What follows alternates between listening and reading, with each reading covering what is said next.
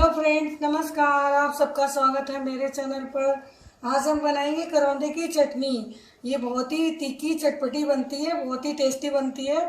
तो इसको हम बनाएंगे, आप लोग देखिए। ये हमने करौंदे लिए हैं, 200 ग्राम करौंदे हैं। ये 8 से 10 लहसुन की कलियां हैं, हरे धनिया कटे हुए हैं। ये 6-7 हरी मिर्च है और ये नमक लिया है। टेस्ट के अनुसार से नमक डाल सकते हैं आप। तो चलिए शुरू करते हैं बनाना। सबसे पहले हम ये डालेंगे करौंदे इसमें। अब ये हरी मिर्च डाल देंगे। और ये धनिया की, लहसुन की कली,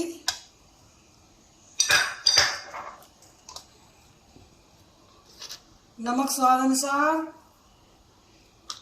और इसको हम पीस लेंगे, थोड़ा आधा कप पानी डालेंगे इसमें, इसको पीस लेंगे मिक्सी में। करौंदे की चटनी तैयार है। ये बहुत ही टेस्टी और बहुत ही यम्मी बनी हुई है।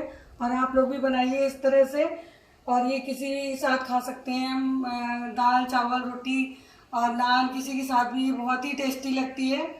तो आप लोग भी बनाइए इसको। और आपको मेरी वीडियो पसंद आए तो लाइक शेयर सब्सक्राइब करिएगा। Thank you.